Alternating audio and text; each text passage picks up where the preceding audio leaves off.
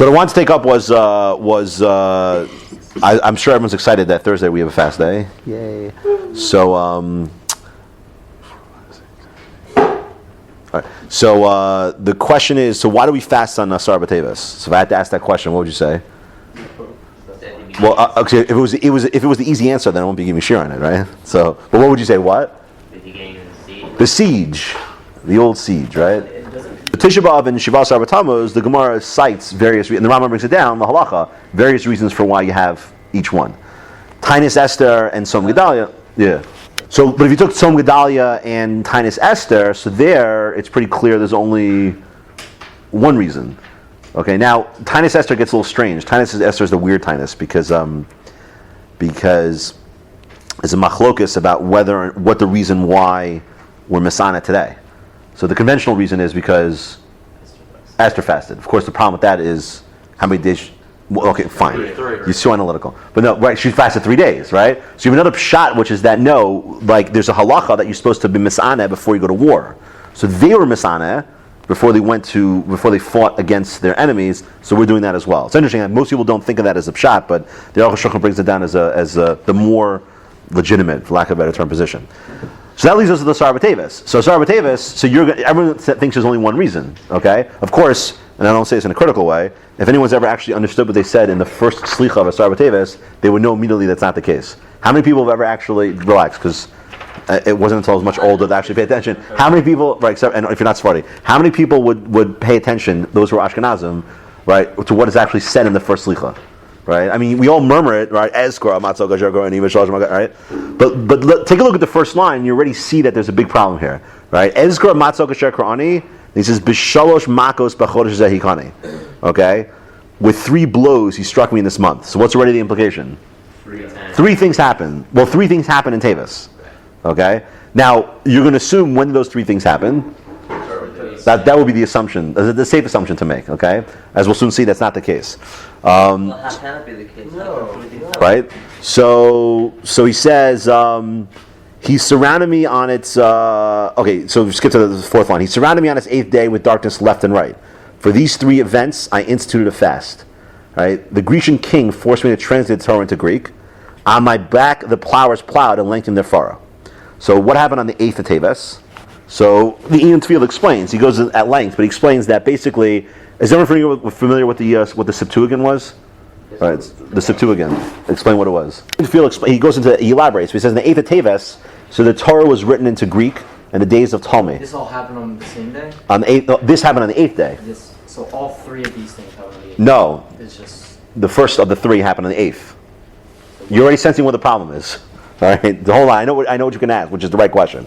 But he says. And then the Megillas Tainus says, "V'choshech ba'la olam shlosha yamim," because they translated the Torah into Greek, so darkness descended onto the world. All right, and then Masechah Sofrim also has this in Parag Aleph. It says that the five Zakanim wrote the Torah into Greek, and it was and listen to this lashon: "V'haya hayom kasha liYisrael ki yom shenaseh ha'egel." Okay. So it was the translation of the Torah into Greek was as bad as the day that Bnei Israel built the Egel. All right? Okay, yeah. Tzvidov is asking the right question. He's saying that you see later on there was an idea you could translate it, right? But the difference here was there was no willing translation of the Torah into Greek. It was only once it got translated that then Chazal come along and say now it's mutter. But there was this resistance to translating into Greek. In this situation, the king forced them to translate the Torah into Greek. So why is that such a tragedy? I mean, if that's really such a tragedy, what are we doing about this, right? We're actually using an English translation. So why is it such a tragic thing that it would merit a fast because they translated the Torah into Greek? That's question 1. And what's the other question is what Johnny was sensing, which is? Well, it didn't happen on the 10th. Didn't happen on the 10th, right? It happened on the 8th. Didn't happen on the 10th. Okay? It gets better. So that's the first one. Now look at the next one. Then it says, I was reproached on the 9th of this month with humiliation and disgrace. Removed from me was the mantle of majesty and my diadem. On this day was torn away the giver of beautiful works, Ezra HaSofer. So what happened on the 9th of Teves? Who died? Ezra HaSofer. Okay? Now, this immediately should raise a problem. What should the problem be? Immediately. What? No, forget that. So that's the obvious one. Again, this happened on the 9th. So now we have one event happening on the 8th, one event happening on the 9th. Of course, we're going to know about the siege in a second. Okay, but better. What does that have to do with? Okay, even better. Okay, so therefore what? So what's the question you have to ask then? Why Ezra over everybody else? Okay, that's more like it. In other words, we're going to have a tinus for every guy who dies. So does Ezra die naturally? Som Gedalia, at least Som Gedalia was tied into the future destruction of the Beis Hamikdash. Okay, but that already, but the Ian Field gives an answer which we're going to define what the problem is. But I'm saying, but Som Gedalia was related to the Chorban. Ezra had nothing to do with the Chorban. What happened after Ezra's death?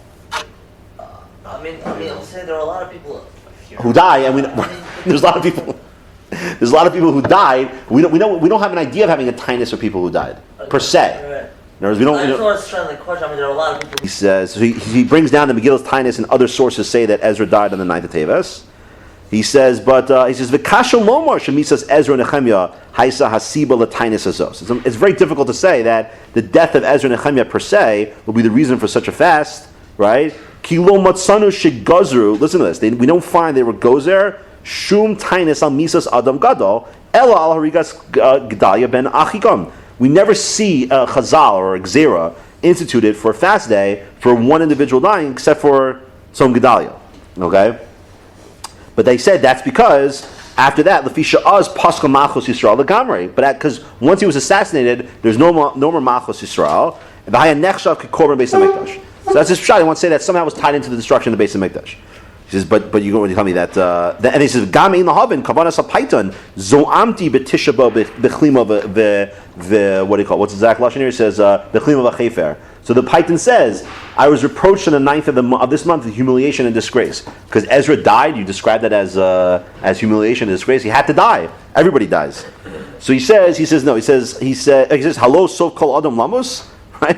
So says v'efshar lomar. It's amazing what he says. Shegzeras hatainis lo haisa b'shvil misas Ezra, ella b'shvil shebemisaso paska nevuah miyisrael. So when Ezra died, what stopped? Nevuah. Prophecy stopped. What's the raya for that? Before I read him, what would be the raya? Who the Chazal bring down? Who was Ezra? It's Machlokas, but close. Malachi. Right? So there's a question whether Ezra was Malachi. So he wants to learn that he was. Be a question like that. That's a good question. I don't know, but that's a good question. Separate question. That's a good question. So there's a whole question: who was Malachi? Who was Malachi the prophet? He's in the Treasar. He's not. When you go through Treasar, it doesn't follow their historical chronologies. Be aware of that. When you read from when you're going through Amos, Haggai, Zechariah, you're not reading the order that they lived. However, Malachi was the last of the Nevi'im. So Nevuah stopped after Malachi. Now the question, what he wants to learn out, which is backed up by Gemara, is that was Ezra. So when Ezra died, there was no Nevuah. Okay, fine. That's a good question. What kind of machlokas that is?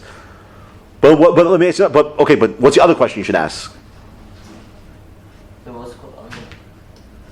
Can you just repeat? No, so Ezra dies. So now there's no more Nevuah. Okay. So okay. So now, and the Paitan's telling us that that's the reason why we have a tinus. So what would you ask on that? What does one thing have to do with another? Okay. So what does one thing have to do with another? Well, I mean, also, it sounds like not a good thing that we don't have Nevuah anymore, but is it that traumatic of an event that it requires a tinus? We have to find out, we have to discover what was so bad about losing Nevuah. Well, you lose the connection to it then. We lose okay, so what do you mean by that? I like that, but we have to, but Binyamin, let me give you a bigger thing to think about. We have to, if you study the 5 things that happen at Tisha B'Av, you can see there's a way to draw a theme that ties them all together. Okay? I want to posit the same thing can happen here. So whatever you're going to say by the Nevuah, you're going to have to apply to the other 2 things as well. Okay? The last one, which happened on the 10th, is obviously, so the Paitan says, Yechezkel ben Buzi, the seer, was commanded, right? Record for yourself in the book of prophecy as remembrance for the decaying and disgraced people this very day. Now it's interesting. The Paitan doesn't specifically say it was the siege. We know it was the siege, right? But he's describing it as this was a day to remember the decaying and disgraced people on this day. So it's interesting. The Paitan doesn't describe the siege, even though now later on he does. If you skip ahead, he goes, "For these I spread ashes on my face." Now look at the change here. For these 4 tragedies, okay, which are what? Translation of the Torah, death of Ezra, the siege, and then the fall. But one second. He's the fall is really what? Yeah. Tisha B'Av. So once again, so the Ian Tefillin wants to posit that maybe the original Girsa was 4 in the beginning. This is Arba Makos, but that doesn't make any sense. So what does it mean to add in? What does it mean to add in this fourth? The fact that ultimately ended up in the destruction of the Beis Hamikdash. Well, why is the Python adding that in now? That's what led to it. But what does that have to do with? But let me ask a question. But how does the death of Ezra and the translation of the Torah into Greek have anything to do with the Korban? If the Torah gets translated into another language, okay, and again, a perfect example is this. Let's use the Art Scroll translation of the Hebrew into English, okay?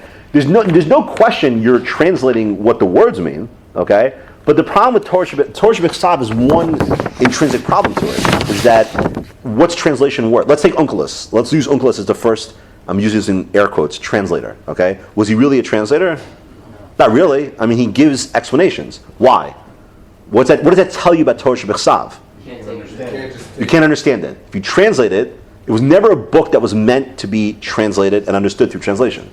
Most other books are like that. If you read, any other novel, it would be irrelevant. Maybe you might lose a nuance, but it'd be irrelevant if it was translated into French or Spanish, whatever. But the Torah doesn't matter what language it's translated into. Without Torah Sheba'al Peh, we use it as a phenomenon. Without that phenomenon, what does a Torah Shebechsav come off as? What? A storybook, mishmash, contradictions, ayin tachas ayin, yud ke vav ke versus elokim, all these weirdo things. You need Torah Sheba'al Peh. So what was the tragedy here? So what was the tragedy then? Right, so, yeah. No, right, so now that it was translated into another language, what the Greeks were able to do with the Torah was to basically... They knew what was written. Right, which leads to Chil Hashem. In other words, the Chil Hashem would be is that we know the Torah contains... Exactly. Right. They think that... Exactly. Now I want to be careful because someone asked me the question. They said, yeah, but that doesn't... But can't you give pshat? I mean, of course you can, right? But even when we give pshat in a pasuk, what people fail to realize is that, like, let's say you found you're doing the story of when we talked about Ephron, right? So the Torah never openly says Ephron was a bad guy, right? But the Medrash does. But when we did that area, I said, but let's look at the story in and of itself. But I would only do that because I have a background in Torah Sheba'al Peh. In other words, we're all educated in the system. I don't mean the specific midrashim, but in the notion of how to look at Torah and not take it literally. That's an assumption built into how we learn. Right? Every time you pick up Torah Shebechsav, in front of you have to be very sensitive to what the Torah is telling you. But once the idea of the Greeks translating it was that they thought by reading it, now we have access to the infinite wisdom of God. So that's a big problem. Was it that, or they wanted to be Bible? It's a good question what their ultimate motivation was, but they forced these Zakanim to do it, and that's the key point. The Greeks, yeah, told me. Similar motive as the verb. I mean, the Hanukkah. It could be. Someone wants to posit that. It could be. I'm not sure. But that's already outside of the issue. Okay, so let's assume that's the tragedy. Okay, yeah. Let's assume that's the first tragedy. Okay. Now what? What are the three events again? So you have the death of Ezra. Okay. You have the siege, right? And you have the translation of the Torah into Greek. So let's take Ezra. What was so bad about Ezra dying? So Binyamin mentioned correctly that what was so bad about him dying? You lost Nevuah, which means you lose the connection to Hashem. Okay, fine. I'll accept that. Well, all right. We just keep within the theme that he was the That's best. the short version. He was the best at going even over the Torah Sheba'al Peh, and the Torah. Because what does that do with the siege? Why do we fast for the siege? That the siege began? Okay, I mean sieges are. Yeah, but the siege was started on stop. So what? Well, if I had to pick 2 days to fast for, I'd say breaking through the walls because there's the inevitability of destruction, and then the destruction. And not only that, you mentioned time span. So there's a huge amount of time between the beginning of the siege and the breaking through the walls, right? Years? No, months. So in other words, Teves through Tammuz, okay. right? So Tammuz to Tisha B'Av I can understand. That's why you have, forget the fact that it's not really part of the halakhic system. I mean, it was introduced much later on, but the notion of the 3 weeks does have some idea because there is a slow process from the 17th of Tammuz to Tisha B'Av. But the question though is that, but Asarah B'Tevet to Shiva Asarah B'Tammuz, that's a huge amount of time. So it's hard to understand what was so bad about that? What did the siege represent? Why are we fasting for the beginning of the siege? Is the siege in and of itself such a tragedy? No, but what was the tragedy of the siege? It signaled the beginning of the Siege is awful. No. I hear what you're saying. I'm not disagreeing with what you're saying. I just think you can go even further because I also want to try to answer the question of why we're Masana on the 10th and not in the 9th and the 8th? In other words, or let me rephrase that. In other words, why is it not a problem that these events didn't happen on the 10th? Now, you could be halachic and say, oh well, it's mitzurah, but I think there's an emphasis that this tinus has that other fast days don't have. So let's take the siege for a second. So what was the tragedy of the siege? Okay, there's two ways. In my opinion, there's two ways to look at the tragedy. Okay, so one way you look at the tragedy is the siege itself. What day was the 10th. Okay, you could say the siege itself was a tragedy. All right, but I would say that wasn't a tragedy. The tragedy wasn't the siege. Okay, there's another aspect to the tragedy. I mean, I'm not saying it was a good thing to have a siege, but a siege in the realm of tragedies, a siege is. Well, nothing happened. It means something, right? Well, nothing immediately happens. Okay, so good. Now, so what's that an indicator for Klal Yisrael? And I think there's a general idea when Akash Baruch Hu turns against Bnei Yisrael, so to speak. Still gives them hope. Oh, well, okay. What do you mean? In other words, if they're lined up against they haven't yet attacked you yet. Right. They had, So they still have a chance to do Okay, so right. So what does that present for us? What a chance, and then we. an opportunity, right? He gave So us 6 months. right. So what's the tragedy? We didn't mention that. Exactly. In other words, I think in each of these events, and I think this is the unifying theme. See, when a Kadosh Baruch Hu decides to alter his relationship with Klal Yisrael, okay, whether you want to call it Hester Panim, whatever that term is, I don't mean on the individual, I mean on the Klal. When there's a paradigm shift between our relationship to God, it's not that God says, like almost what Pesach was alluding to. It's not like automatically there's din. That's it. You're worthy of destruction, right? I mean, again, let's use today's classic example, like the Holocaust. Okay? The Holocaust was not an immediate, final solution. The Holocaust was a slow process. The main theme of Asarah B'Tevet is the recognition that God, when He changes His relationship with us, when there are certain indicators that the relationship is changing, our job is to recognize the seriousness of it and then respond accordingly. And every time we fail to do that, these events reflect that, it's a failure on our part, and we have to do tshuva as a result. So I'll give you an example. Let me walk through the case, and I'll give you an example. Let's take the translation of Torah into Greek. So we said before, the question was, why is that such a big deal? Right? What should the reaction of Klal Yisrael been to the fact that Torah was translated into Greek? We should have done kriya. We should have been just completely in a state of avelus. And we should have called out to Kadosh Baruch Hu, please. We cannot tolerate the fact that there's been such a distortion in the way Torah is being presented to the world. That didn't happen? It didn't happen. Or let's take Ezra dying. So Ezra dies and there's no more nevuah. Now let's understand what happened. It wasn't like Ezra died and that was it. Like they knew instantaneously there was no nevuah. Obviously what happened was that a couple months went by, maybe a year, 2 years, 3 years. And what do they notice? There's no more nevuah. What should have been the reaction of Bnei Yisrael at that point in time in Eretz Yisrael? Yeah, Mispal. We're on a very low level because what's nevuah? What does nevuah indicate? When God communicates with man, in other words, it's not just that the Navi himself deserves nevuah, right? Isn't Hashem? In other words, when we have a Navi, that means that there is some merit that we have as an Am that God's communicating with us. So what should have been the reaction to Ezra's death and eventually discovered that there's no nevuah? There should have been this huge outcry and do tshuva, and that didn't happen. And so the siege is exactly the same thing. It's not the siege itself that's the issue, right? But we had 6 months. 6 months. What 6 months, right? Yeah. 6 months to do tshuva, be mispalel. That doesn't mean we shouldn't have fought as well, but we had a period of time where we should have reacted a certain way. Before we get to the next step, the main point here is that what we're fasting for, the tinus, and remember, every tinus is based on tshuva. We have to do tshuva on the day. We're doing tshuva for the fact that when God gives us these mini tragedies, okay, they're not major ones, they're mini ones, we don't look at them appropriately. We don't recognize the deep nature of the tragedy, and therefore we don't respond accordingly. So we never responded correctly to all these events. We had the opportunity after the siege. We had plenty of time to react the right way. We didn't. So the reason why it's the siege is because that was that moment. See, this is the key thing, and this is why it's not, the day is not the ikar. The siege represented an event. The question was, it was the time afterwards, every minute that went by afterwards that we didn't respond to it. That's the tragedy. So it's not the day that's the issue. It's not the day, it's more how we react to the day. You understand? So instead of fasting some a good proof is like this. Bamidbar Perachov Al Pasuk Aleph. Vayishma Knani Melech Arad Yoshev Negev Ki Ba Yisrael Derech HaAsarim Vayilachem BYisrael. And what happened?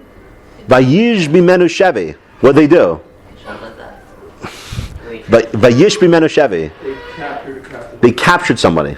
Okay, they took a prisoner of war. Vayidar Yisrael neder laHashem vayomar im nason titenes amazeh biyadi v'arachamti esarehem vayishma Hashem b'kol Yisrael vayitenes kanani vayarchem esem esarehem vayikar Hashem makom chorma. So what happened?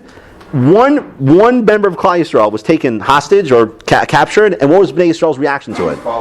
Vayidar, they made a neder and said, "Well, whatever it takes, give us, and we'll worship you better, whatever it might be, whatever the specifics were." The point is, Not this summer.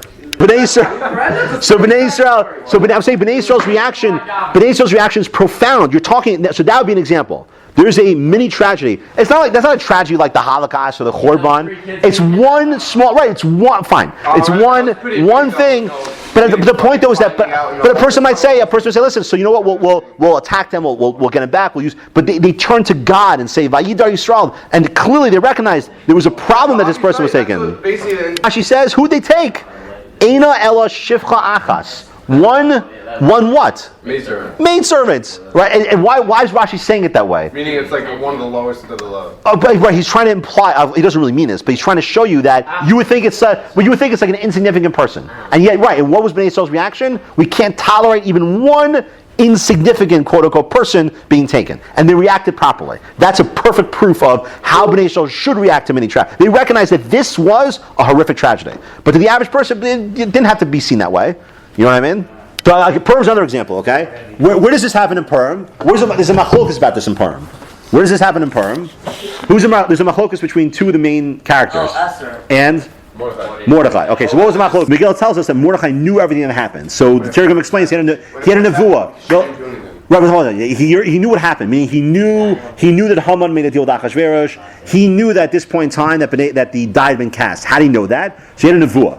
The Targum explains that there was some sort of nevuah he received that he knew that this was really, really bad. Okay, so what's outside Eretz Yisrael? So no, Yecheskel also got nevuah. So what now? What's So it wasn't. It was a Ruach HaKodesh nevuah. All right. So what's Esther's reaction to Mordechai's? Mordechai comes running. Mordechai comes running to. What does Mordechai do? Mordechai before he does that, he runs to the gate right in front of the palace. Right, dressed in what?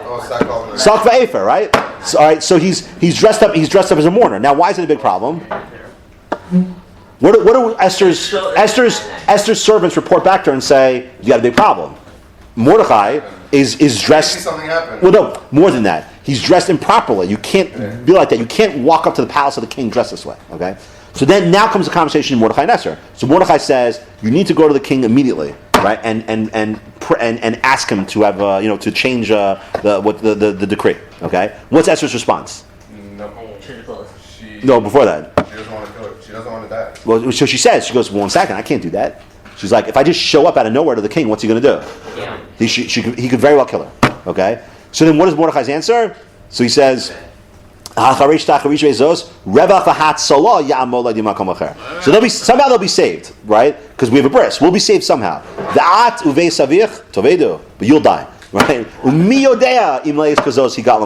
knows if it could be for this is the reason why you became queen. I don't want to get to the whole debate, but there's one important thing we see in that debate.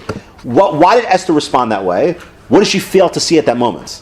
The real tragedy. Because what did she say? She said, "Listen, this is crazy. Why don't we do? How long did they have to solve this problem? A long time. 11 months. They had 11 months to work out. Now, if you're a political person, what do you do in 11 months? Meetings, subcommittee meetings, right? Wait for the right time to visit Achashverosh. Form together petitions. Like they do with the Stand With Us. Rah, don't kill the Jews. All that stuff. And then you have time to work it out, and you can hopefully sway the king back the other way. And what is Mordechai's answer? No, because you don't realize what is going on here. You don't see why this is a tragedy. Why right now the fate of Bnei Israel is on the precipice, and you can't stall. And what's her reaction to it? What does she do? She tells her and among all the other Jews, tshuva. Fast for 3 days, right? And we'll do tshuva as a result. So you see, that's another good example of where there was something where you didn't see it as a vadai tragedy, right? You weren't sure. Mordechai pushes her in the right direction, and she responds accordingly. The last point we have to answer is: so what does this have to do with the korban? So as Fidava kept reminding me about, it seems that he adds in one more. He says there's the translation of the Torah, the death of Ezra, the siege, and then the fall. Okay, why does the korban have to be? Why is he bringing the korban in? Not only that, the fall was something That's true, exactly. First of all, you have a tiny. You have a tinus. No, the fall of the Beis Hamikdash means the Chorban. So we have a tinus ready for that. So what's it telling you? No, it's not. It's the fall of the actual because it's a separate tragedy. It's the fall of the actual Beis Hamikdash. Yeah. Perhaps the lack of tshuva led to the inevitability of the fall. But okay. Well, perhaps that's what it did. Okay. Well, it's true. But why does he have to mention that? Because then it's not a separate tragedy. So he's saying there's four. There's A, B, C, and then there's also the Chorban. Right? But he's not saying that one. If it was one leading to the other, then it would have been one idea. He's saying no, it's a separate thing. Why does he have to say that? It's an important idea. Why does he have to say that? And the answer is? What would you say? I want to hear from you. What would you say the answer is? Why does it have to mention the Chorban? Why is it so important? As long as we have the Beis Hamikdash, right? The Beis Hamikdash represents the idea that Bnei Yisrael as a nation are operating on the right level. Okay? Every time you have one of these, every time this has this, by the way, Shavas Rabbatamos also alludes to the destruction. Even by Tinus Esther, there's an allusion to the destruction of the Beis Hamikdash. Every time we have a Tinus, there's always mentioned the Chorban. The Chorban is the centerpiece. Why? Because the Chorban, everything we do wrong, right? The paradigm expression of the low level that Bnei Yisrael is on is always the lack of the Beis Hamikdash. So the Chorban meant that as a nation we're on a very low level. It's like you can't ever forget the fact, or I should say, it's a centerpiece of. Or let me rephrase that. Behind the scenes in every single thing that happens, like the translation of the Torah into Greek. So behind that scene is somehow related back to the Beis Hamikdash, because it's always about that system that reflects the level we're on. Yeah, built into the character of every tinus, right? Exists the idea of the Chorban. It's built into it. Because the Chorban, like you said before, it's everything. Every day that goes by that we don't have a Beis Hamikdash shows us one thing. What does that prove to us? Every day we don't have... What? We're sinners. In the non-Christian way. What? Right. Every day that goes by that we don't have a Beis Hamikdash, what the Python's telling you is that you have to understand it's because we failed to do tshuva. Every day that goes by. It's a failure on our part.